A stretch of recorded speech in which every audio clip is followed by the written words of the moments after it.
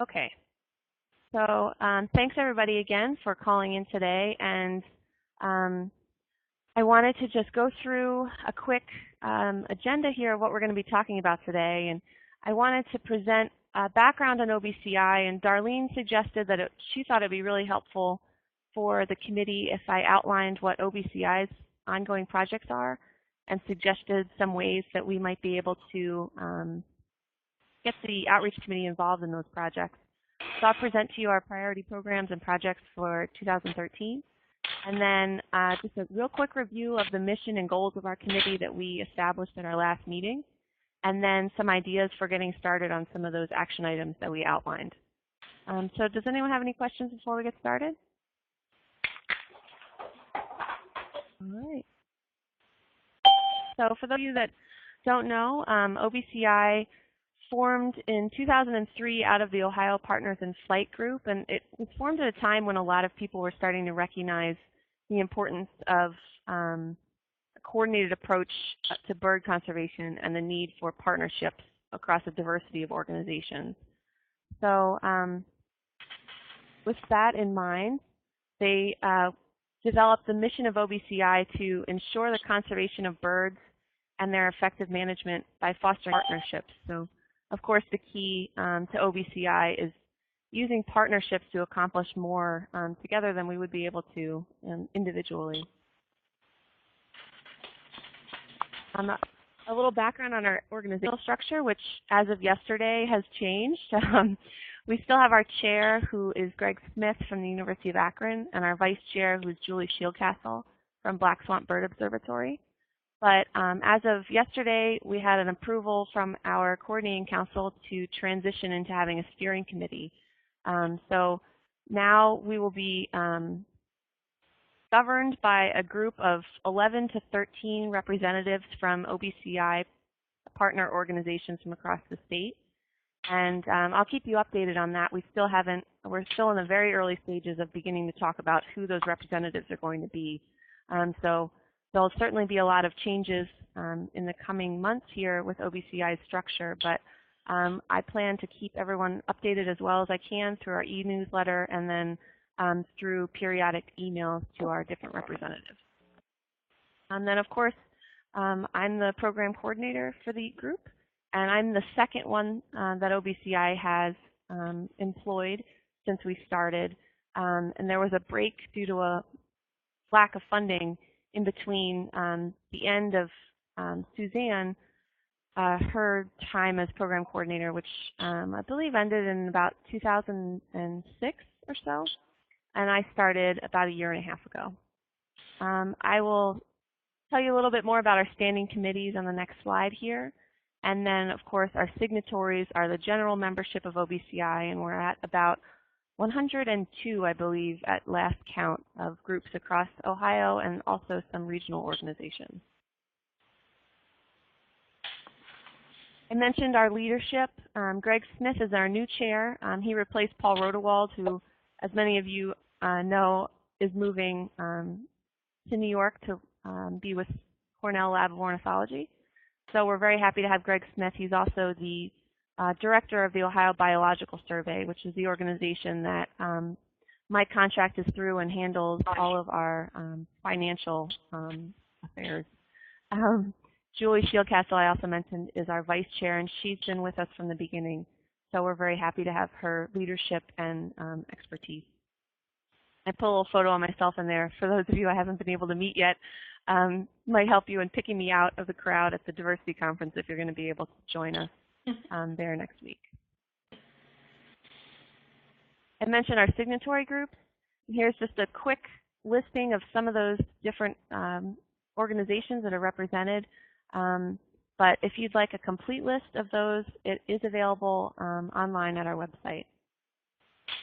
And we're accepting new signatories all the time, so you can sign up at our website. It's free to sign up. It's just a memorandum of understanding, basically, that you support efforts to conserve birds in Ohio.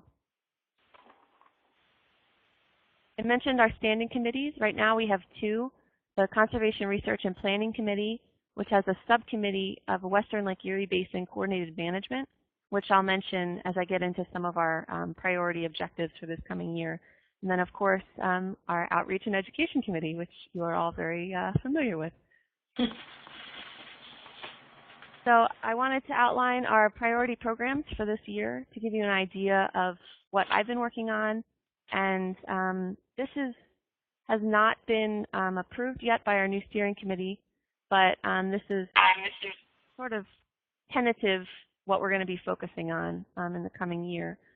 The first of those is advancing the coordinated management of Western Lake Erie basin habitats, coordinating lights out programs in Ohio, promoting best management practices for forests, especially in southeastern Ohio, and then supporting effective management and conservation of grassland and shrubland habitats and their associated bird species.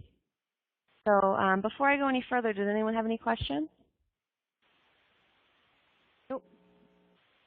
Great. So now I'm just going to briefly outline what what work we're doing in each of these areas, and then some suggestions on how I see the Outreach Committee possibly being involved in these projects. So our Western Lake Erie Basin Coordinated Management Subcommittee is a group that I'm really excited about.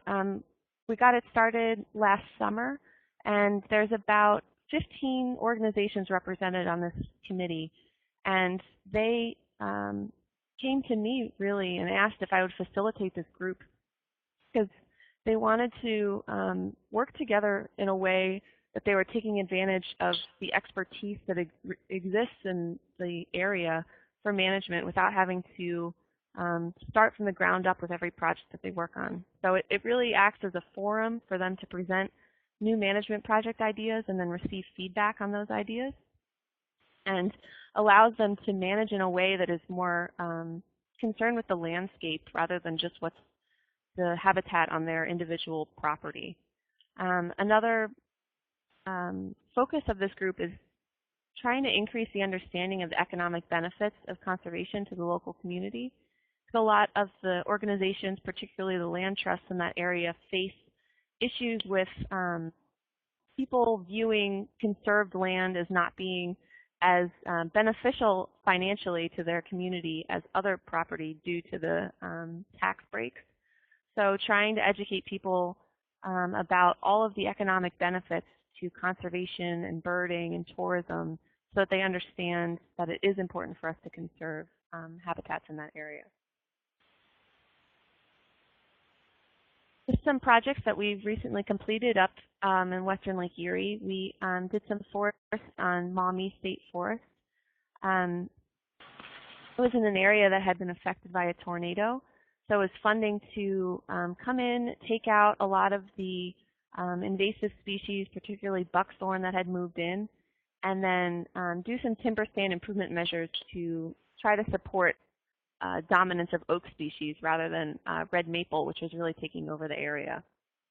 This is an example of some signage that we put up, and could be an area that the Outreach Committee could be very helpful with in the future in these types of projects, is the educational component to some of our habitat management work. Another resource I wanted to make you all aware of was our Stopover Habitat Management Guide. This is written through a partnership with the Nature Conservancy by Paul Rodewald when he was our chair. It's a few years old now, but it's still a really good resource. And we don't have any more hard copies of this book, but it is available on our website in PDF form. And then finally, not really management, of course, but an event that did take place up in the Western Lake Erie Basin this past spring was we had a table at the International Migratory Bird Day Festival.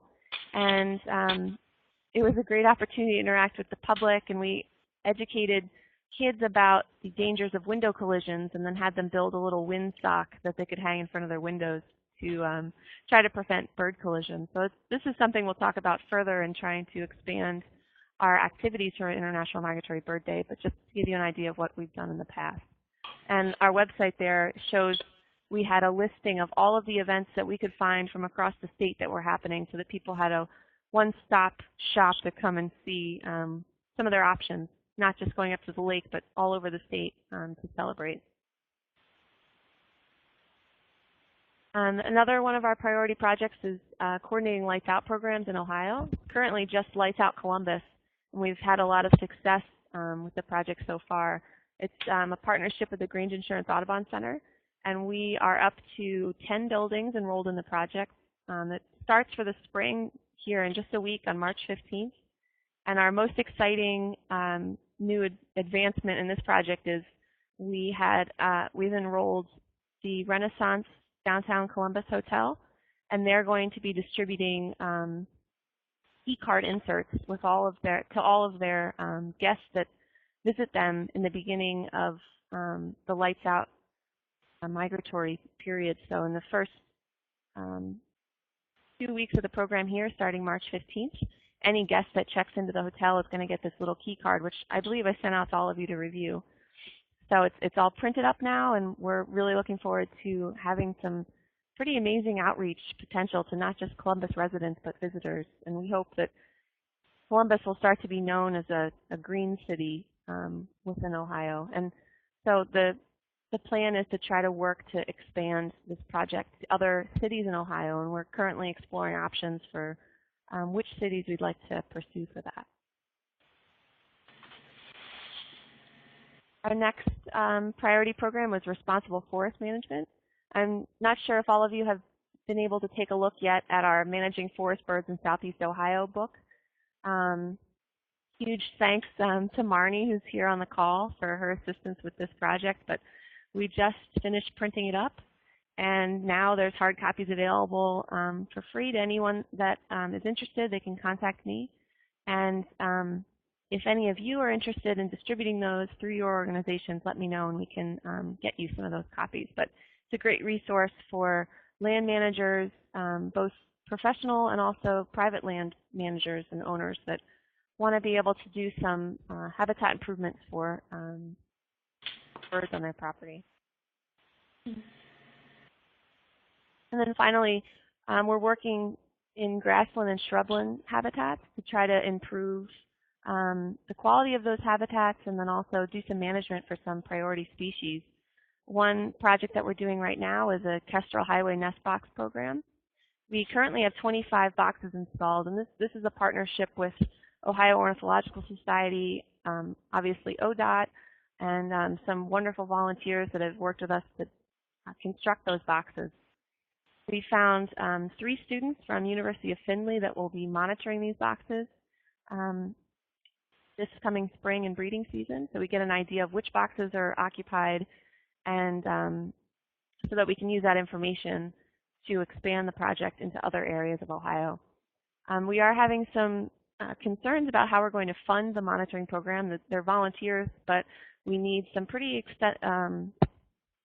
expensive safety equipment for them, and the ladder and the hard hats and safety vests and all of those things. So we're exploring kind of a new option here. It's called crowdfunding for monitoring costs, and I'll get into that a little bit more, but I think this could be a place where the outreach committee could be really helpful in trying to get this program funded for us. So I'll get into that a little bit more in the next few slides. But also I'm participating in a grassland working group in Ohio.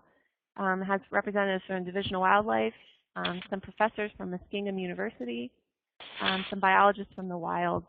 And this group needs to discuss how they coordinate some of their research efforts that are going on so that we can have data that they can pool across sample areas on reclaimed strip mines.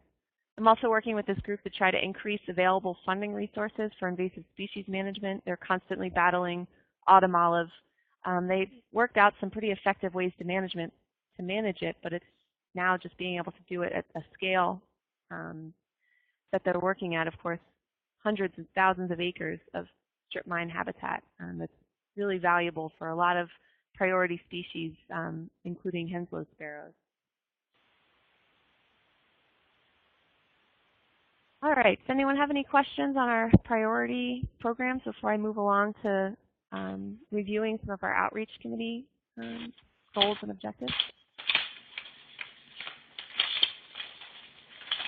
Okay, well, you might remember we talked about our mission statement for this group in our last meeting, and I a lot of you sent me some great suggestions on how to alter it. So this is where we stand now. I think it's really going to be sort of a living thing, and we'll continue to change it to reflect what we really want to be working on as we kind of find our way here. But as it is currently, it's really focusing on increasing public awareness for native birds through educational programming and outreach activities.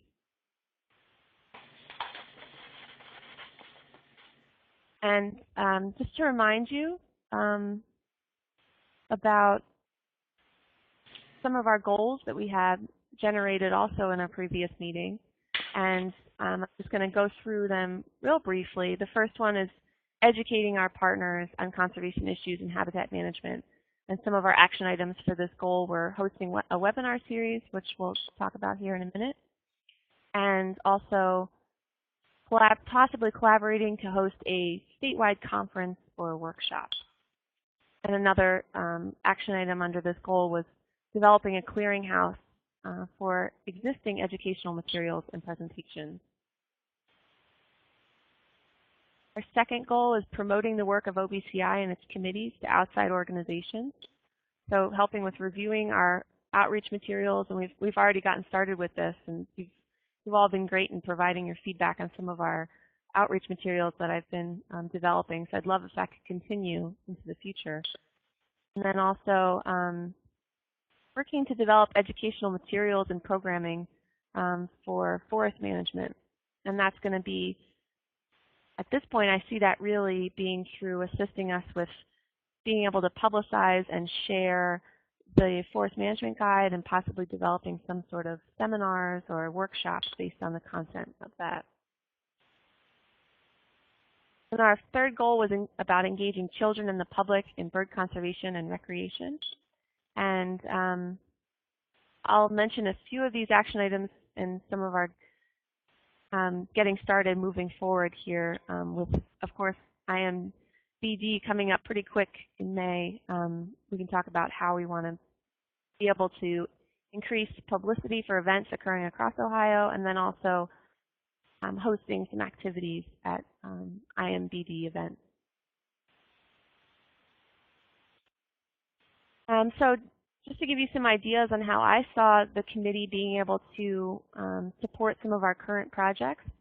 As far as the Western Lake Erie Basin Committee goes, we're again really in the early stages of that committee as well, but as we start to move into taking a look at developing a plan to educate the public on the economic benefits of conservation that I mentioned earlier, I think the expertise that we have on this committee is going to be really key in making sure that we develop an effective campaign there. So I'll keep you posted as we get to that point with that committee.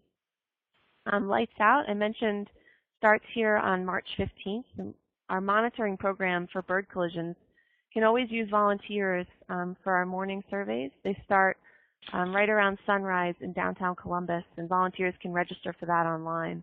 So if any of you would be able to share that information with your volunteers or anyone you know that's in the downtown Columbus area, it would be really helpful to try to build up our volunteer base for that project. Oops, sorry about that. Someone else is calling me. And some of you have already done this, and I really appreciate it. And it would be great if we could get some additional endorsements from organizations just saying that you support the goals of Lights Out Columbus and that you agree with our project goals and our monitoring goals. You can do that right through our Lights Out website. If you have any questions about that, I can help you with that offline. And then I'm really interested in expanding on the issues with Lights Out and related to bird collisions, which of course extends into daytime collisions. So I would love ideas on how to develop programming for homeowners, and especially at this time of year with migration just starting up, being able to put together something just to share with your visitors or your members about ways to prevent collisions. I mentioned assisting with publicizing the forest guide and potentially developing some educational programs, and if anyone is interested in doing that, let me know and I'd be happy to share some copies that we have with you or any of your members. And then especially if you're interested in having some sort of workshop, I would love to be able to reach a broader audience by doing that at different places across the state. And then finally, our grassland shrubland habitats. If you are interested in installing or monitoring any nest boxes in your area next year, we're all wrapped up for this year just based on the moving forward with ODOT. They want to kind of see how these boxes go before they expand the program. But assuming everything goes well, next year we're going to be looking to expand it. So if you're interested, we can get started on trying to get some funds to build those boxes and buy the necessary equipment to monitor them for next year. And I mentioned the crowdfunding campaign. So I would love to switch out of this real quick and show you what I'm talking about here. So let me know how this works. We're going to switch to sharing my screen. Okay. So can you all see the GoFundMe page? No, it still says it's loading screen sharing. Okay, well, it might take a minute. This is another thing I wanted to try out from this program. Okay. Make sure it works. Can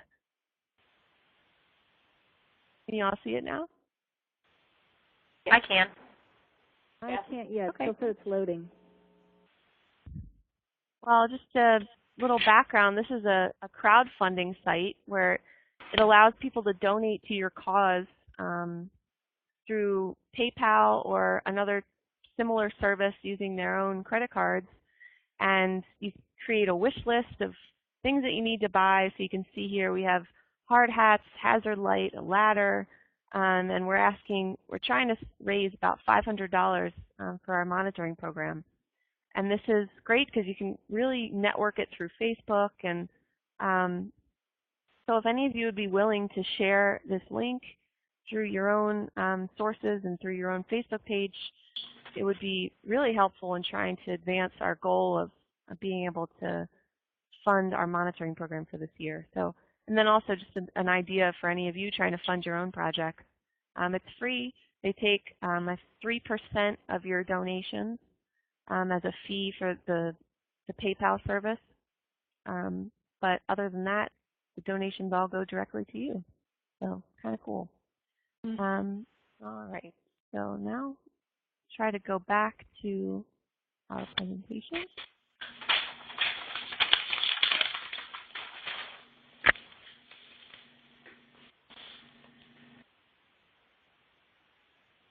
All right.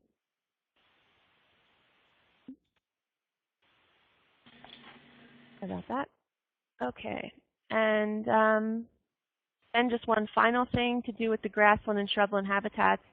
If any of you come across funding opportunities for invasive species removal, we're always looking for those to try to fund this project across a large scale, some autumn olive removal for grassland priority species. So if you come across anything like that, I would definitely appreciate if you could send it my way.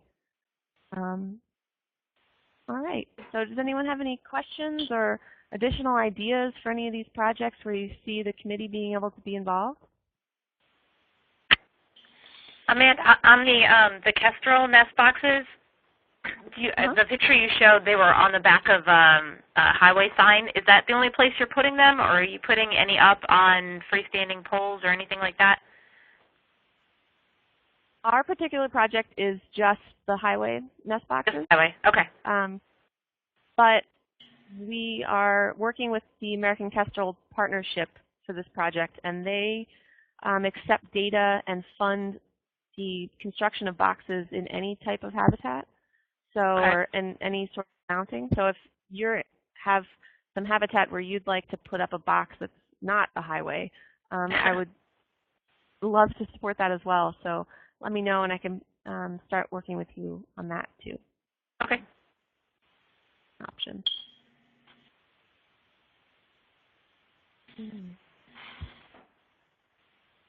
Darlene, did you have anything?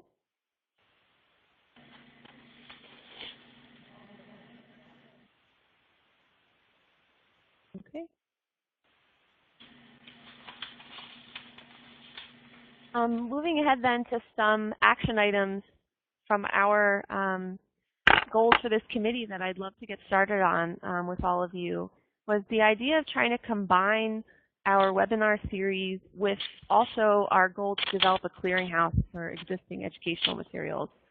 So my thought was trying to build a great resource on a particular topic which includes a webinar. So to have each of you or whoever is interested from the group and able to participate, choose a topic from the list, which I'll get to, that we developed from our last meeting, or a different topic if you'd be interested in doing a different bird-related or conservation-related topic, to either develop a webinar by speaking yourself if you are knowledgeable on the subject, or identifying and finding a willing speaker to host the webinar. And then, in addition to that, gathering links to other educational materials on the topic that you're sharing so that we can have a great resource to direct people to, which is not just a webinar and not just other available materials, but all of this together in one location. So how do all of you feel about that? By trying to combine these two action items, I think the product overall is going to be a lot better. My thought would be posting this on our website, but to have somewhere to direct people to when they have questions about a particular topic. I think it's a great idea. Great. Yeah, I think it's a good idea. Okay. Well then, let's switch here to our webinar topics. And I apologize, we'll have to switch back to screen sharing again.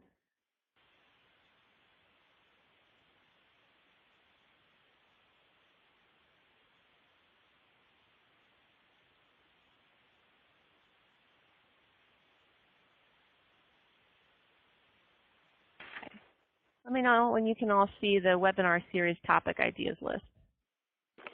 I have it. I can see it. Perfect. Okay, so this list was developed at our last meeting as just a brainstorming list of topic ideas for webinar series, but I see it as the webinar series and then also other additional resources that are available on all of these topics. So some of those have already been, some of you have claimed or sort of showed some interest in these specific topics. And if any of you have additional ideas that you'd like to see on this list, or if there's a topic on there that you would like to move forward with, I'd love to hear about it.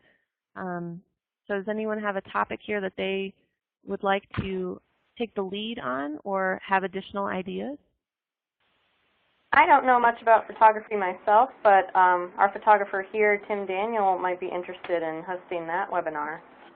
I could ask him. Okay. That would be great.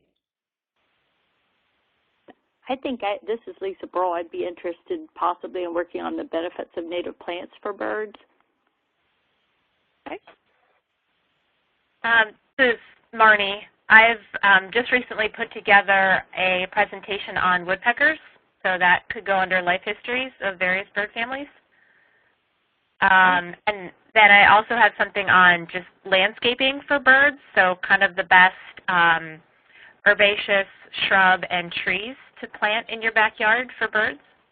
I don't know if that would clash too much with the benefits of native plants, but no, I see those as being separate.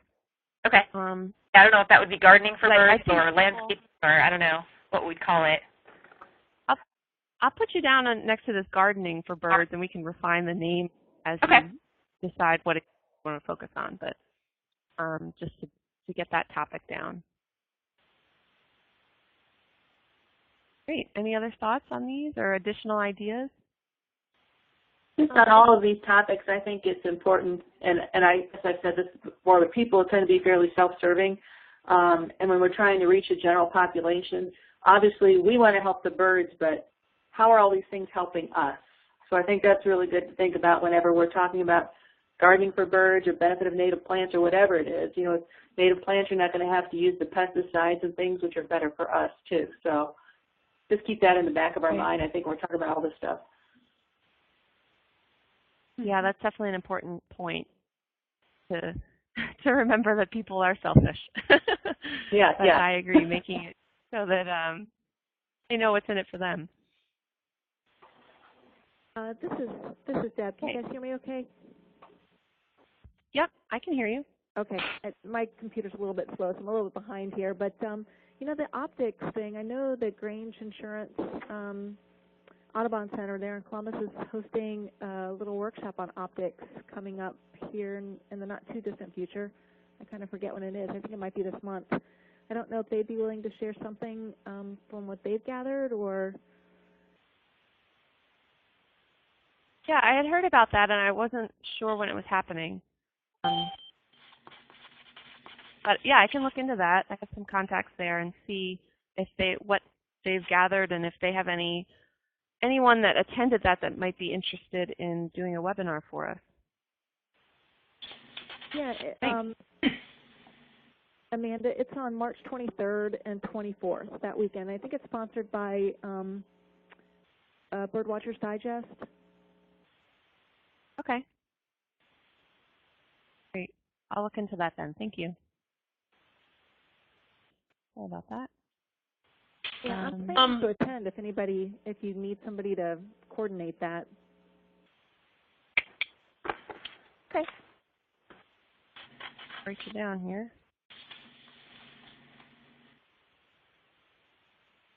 This is Kim from Toledo. We have the National Center for Nature Photography here, and I don't know, we might be able to help with the photography webinar somehow that way. We have people that might want to share. We have an awful lot of photo exhibits that come through there of native birds and Ohio birds and things. So it would mean me talking to Karen Pugh, who's at the director at the photo center. But maybe we can coordinate that with Tim. And I'm not sure who is Tim Fisher's contact here. Somebody mentioned. Contact? Yeah. Oh, Heather. Heather mentioned her contact with Tim Daniel. Mm-hmm. Yeah, maybe we could help support Heather and Tim Daniels with that. We could probably help with that. That would be great. And then we run shade-grown coffee type of programs, like they're just public programs on, coffee with the birds, and support it with shade-grown coffee from our Wild Birds Unlimited, which is a store up here in Toledo. I'm not sure if we're up to doing a whole webinar on it, but I'd definitely be willing to help try to organize some material for that. Okay. So you can put me down as at least helping if it turns out to be a group of people. Yeah, I think it might be good for that topic if we could divide it up by some different materials and different products. So if you would handle maybe the coffee side of it, and we can look into some other products and having other people. The only thing we have around here that I know of is the Thanksgiving brand. So I don't. I don't have a lot of knowledge about it. I know that whenever we do bird programs here in the parks, we try to serve shade-grown coffee and, mention some of the attributes of shade-grown coffee. But it seems to me that what limits our public is just the price of it, honestly. Yeah. So maybe we need to look into that and see if we can do anything about that as a group, or I don't know. Maybe somebody has better deals than I know of here in Toledo. Yeah, it would be neat if we could if there's some sort of bulk discount, if we could order as a group through the webinar like that to kind of get that price down a little. Yeah. And another good point with the shade-grown coffee, and two things. First, with shade-grown coffee, it's also the fair trade aspect of that, the shade-grown coffee, how it helps people. Again, helping people in the region where it's grown, better wages for third world countries and things like that, and also health and safety of the people that live there. So I think oftentimes people are willing to spend a little more if you add on not just helping the birds, but we're helping people. We're helping global, economies, things like that. So that's another big selling point there. And then you could also tack on, again, just being a responsible consumer, buying organic produce that comes from different countries. Again, if we're thinking globally, you're going to be helping out the birds. You're going to be helping out the people that live there. You're going to be helping the planet. So that's another thing I think you'd tag on to that shade-grown coffee would be organic produce purchasing. Okay, yeah, that's a great idea. I'm trying to see, optics. Sorry, I'm just incorporating, Darlene is sending me some chat windows.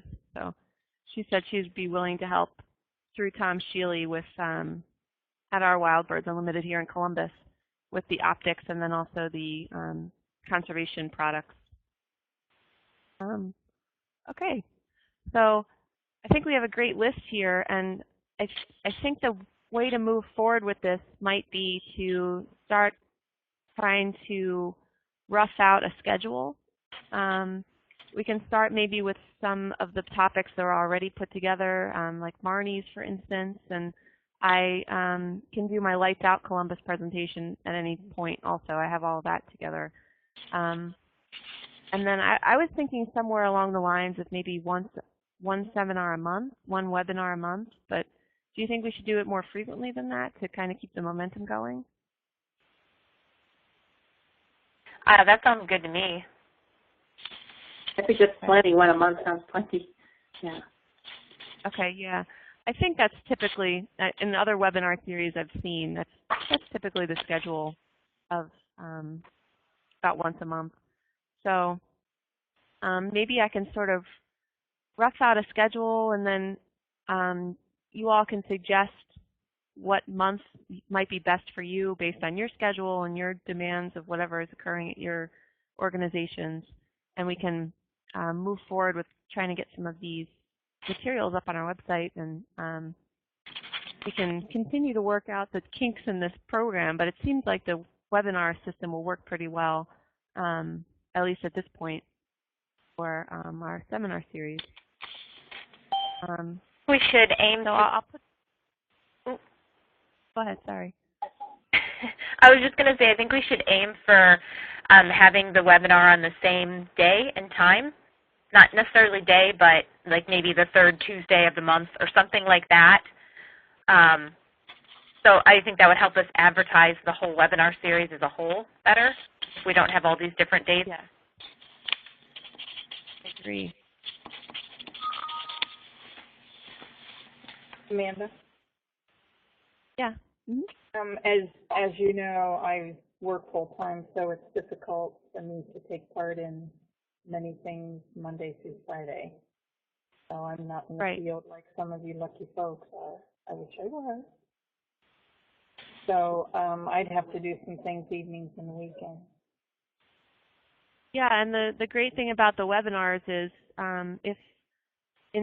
I agree we should try to keep them at the same time, but we could do a special one if you wanted to host it at a different time, maybe on a weekend or something like that, to kind of accommodate your schedule, and probably get some different audiences than we would during the week.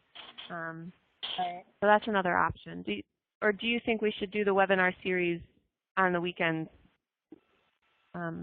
always? I guess it depends what audience we're trying to reach.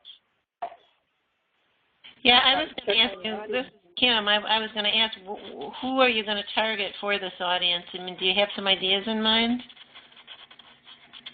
Because you might go with an evening, I mean, I'm thinking a weekday evening even if there are people that work. Right.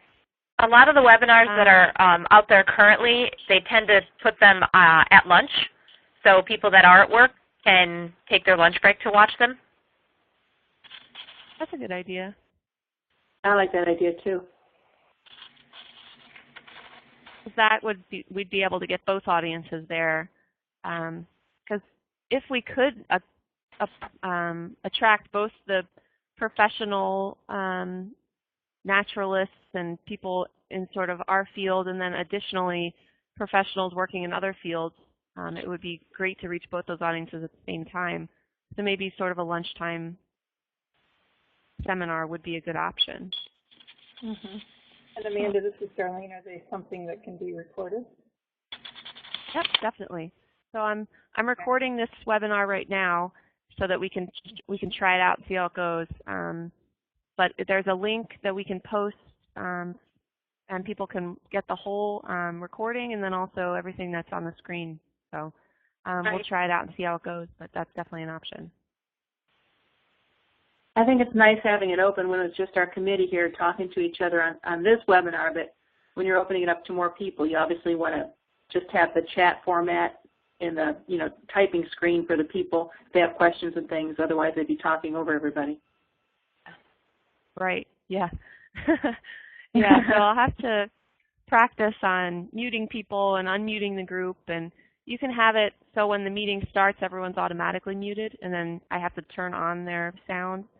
I've participated in a lot of webinars that's the case, and works pretty well with a large group. And then I can also promote people to be presenters or to have them off of mute. So I think, yeah, it'll definitely be a different type of setting with a larger group, but I'm hoping that it'll still function really well for us in that setting also. So the idea then, Amanda, if we're doing, say if I'm doing nest boxes for birds with, Darlene and I put something together and we're doing a webinar in that, you're going to basically advertise it to all your partners and things, so if they want to have lunch with the birds, they can dial in, tune in and see. That's the idea, or? Yep, that's exactly it. Okay. I'm going to promote it through our newsletter and our website and our Facebook page, but if all of you could also do the same through your various channels, I think we could reach a good audience, and using the bird listserv also, and trying to connect with as many different partners as we can. I think we'll be able to reach a pretty good audience, but I'm open to any other suggestions you have for reaching additional audiences. That's a great title too, Lunch with the Birds. I know, I just wrote that down. That is great. I run with that one. Unless you have a copyright on that, Paula. No, it's okay.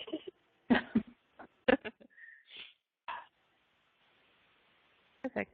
Might be better than brown bag with the birds. Yeah. Too many birds in brown bags before.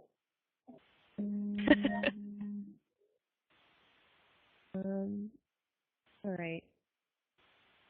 Do you think we could come up with a schedule for the next 3 months? And I would offer Paula and I could go first.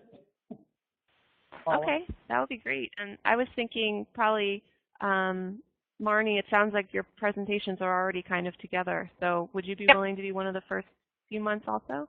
It depends on when. My next 3 months are pretty crazy. So I guess it just depends on what day we decide on and if I'm available. Okay. But if I am, yeah, definitely be willing to, for sure. And then I can do, like I said, my lights out talk at any point also. So that'll give some of the other members some additional time to put their topics together.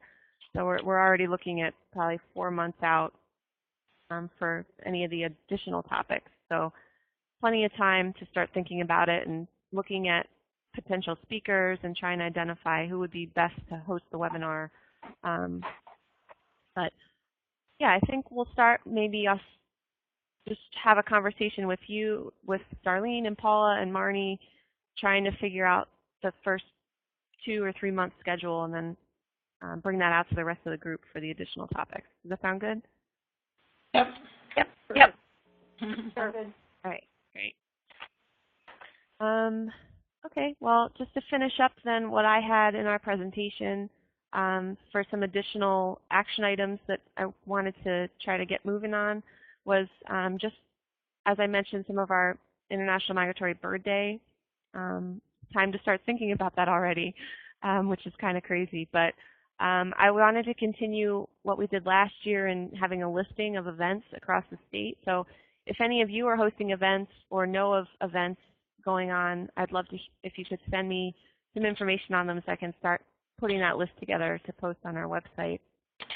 And also, if any of you are hosting an event and would be willing to promote some of OBCI's projects at your event, that would be really helpful. I can't obviously get everywhere across the state, so I want to try to start taking advantage of this great network that we're building to try to share some of our projects. So I have some Lights Out Columbus materials, some pamphlets that I'd be happy to send to you if you're willing to pass those out. I have the Managing Forest Birds guides that I have a lot of copies of those, but they're a little more expensive to give out, so I could share, you know, on the order of 25 to 30 probably with each of you if you're interested in giving those out. So let me know if you are willing to share some OBCI products. We still don't have OBCI pamphlets, unfortunately. It's not in the budget this year, but we can promote some of our products or our projects individually. So I'll have all this captured in the minutes, suggestions of things that I'd love to hear from you on, but just to give you some ideas of what materials are available. And I just wanted to wrap up today with some brainstorming on the action item that we said we wanted to possibly host some sort of educational outreach conference or workshop. So I wanted to get your thoughts on that. And just to clarify, what I thought that the committee meant by this was a workshop or conference for educators, not for the general public, but a workshop geared towards educators and those involved in outreach on a particular topic that you thought was needed or in an area that you thought would be really beneficial to that group. So I'd love to have any ideas or thoughts you have on that topic.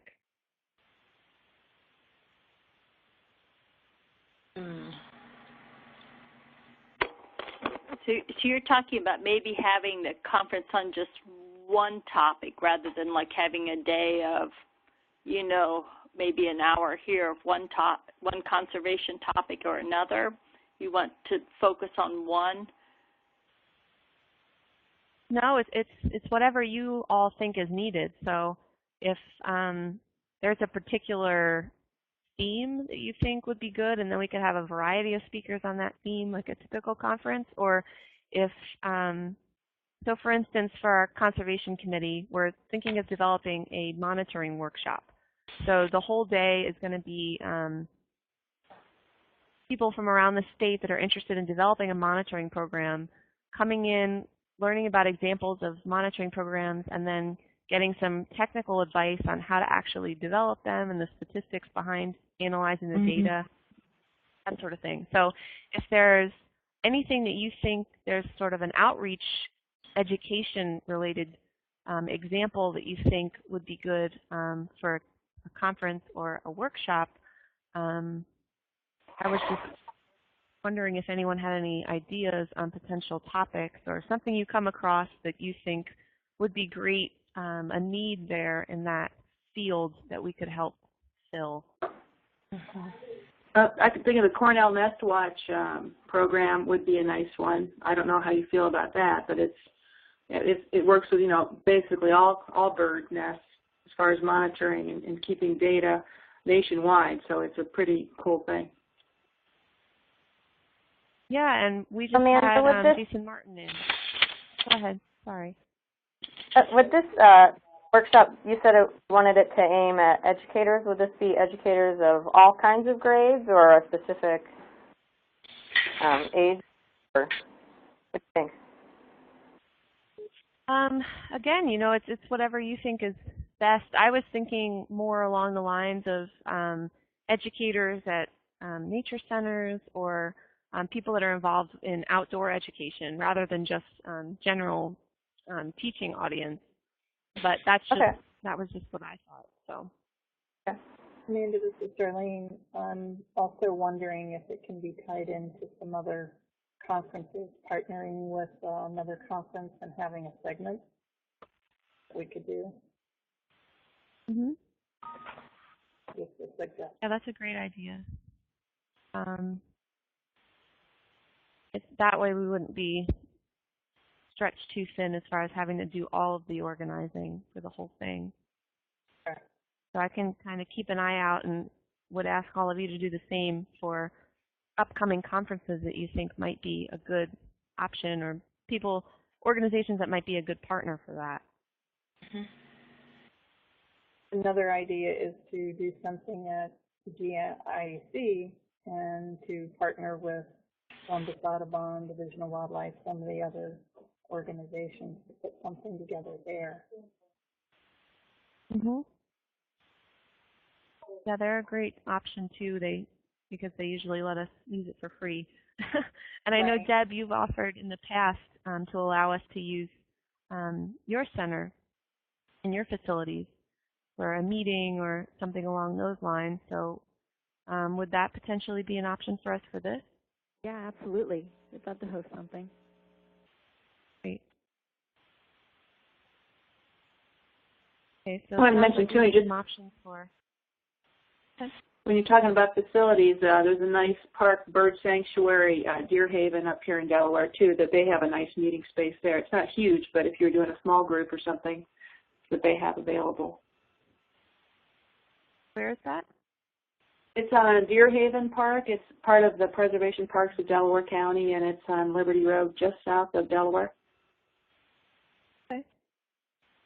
Near my house. Yeah. Yeah, I can say, Just south of if you want to come to Northwest Ohio, I'm sure that the Metro Parks in time, I mean, we have a lot of conferences and things coming up, but if you want to come to the Oak Openings, we have the Oak Openings Lodge, and I'm sure we could do that at some point, whether it's 2014 or whatever. I mean, I think in terms of facilities, you probably have a good number of people that would be, I hope you have a good number of people that would be willing to host that, but I'm sure that I can say that we would be interested in that. And it'll probably be guided also by the topic and whether we want to have any sort of field time and target audiences. But it's good to know we have some options around the state to look into. Yeah, I am sitting on the committee too for the 2014 April 26th, I think, a 2014 OCVN conference is going to be up here in Toledo.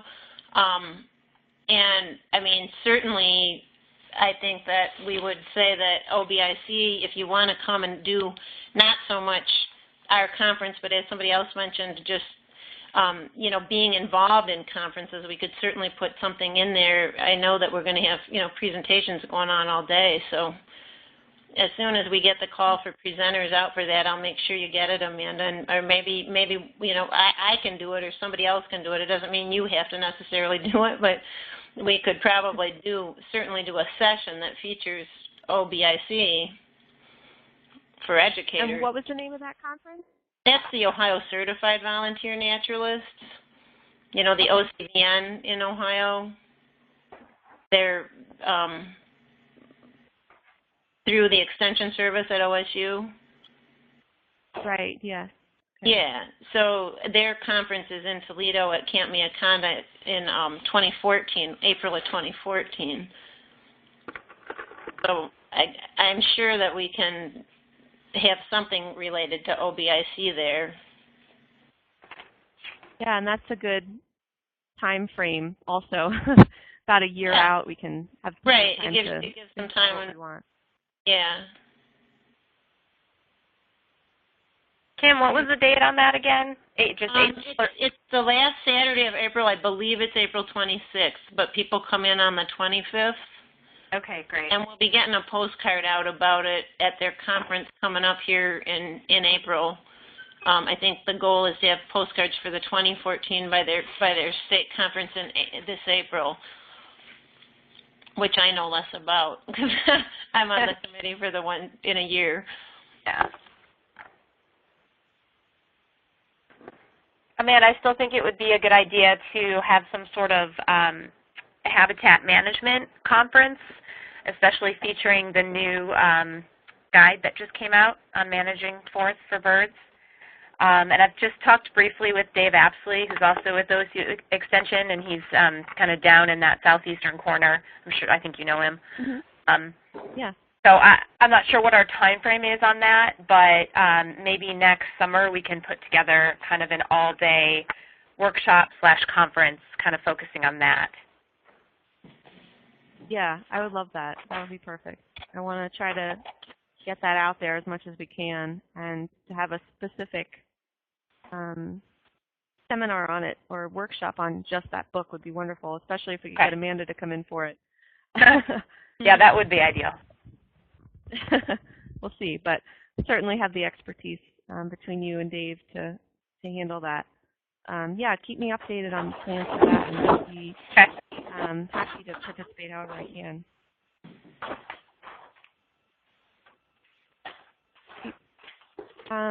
Darlene, did you have anything else you wanted to cover with the group? No, well, the one thing is looking forward to meeting people next Wednesday at the Division of Wildlife Conference. Yes, so Darlene and I will be at the OBCI table at the Diversity Conference all day. I'll be there at least a half hour to 45 minutes before the conference starts. So I think most of you said that you would be able to stop by before it starts. But sometime throughout the day, I'd love it if you could stop in and meet Darlene and me, and we can catch up a little bit on some of the projects that each of you are working on. This is Kim from Toledo. I did not reply to you, but I am coming to that. I won't be there early, but I'll be there probably by at least the first presentation if I'm lucky. So I will definitely stop in and introduce myself. Great. Thanks. And I'll have, if any of you let me know ahead of time if you would like some of our outreach materials, our Lights Out pamphlets, our forest management guides. I'll bring some extras with me, and I can give them to you then. Amanda, I have a couple programs coming up in April, and I would love some materials for those. I usually have, well, I'm hoping to have about 20 to 30 people at each. Okay. Great. I'll bring some extra copies then for you. Great. Yeah, and same with us in Toledo. If it works for you to put some together for programs, because for International Bird Day, that's just around the corner. We'd certainly take them and use them wisely at the programs that they're directly related to. So I don't know how many you want to give us, but for sure your pamphlets on Lights Out, and then maybe I'm sure that we'll have some things that are related to the forest management. But if you want to just give us 20 or so of those, that would be great too. Okay. Yeah, no problem. I'll box those up for all of you then. All right. Well, I'll try to let you guys get going here. I appreciate your time and willingness to work on this new webinar system with us. I hope it worked out well for all of you. And for those of you that will be at the Diversity Conference, I look forward to seeing you. And keep an eye out. I'll send out the minutes to this meeting and then also a link to the recording for anyone who wasn't able to attend, or for some reason you were enthralled and wanted to watch it again. You can do that as well. But thank you again, and it was great talking with all of you, and feel free to give me a call or an email anytime if you have additional thoughts or questions. Thanks. Okay, thank you. Thank you, everybody. Bye, everybody. Bye.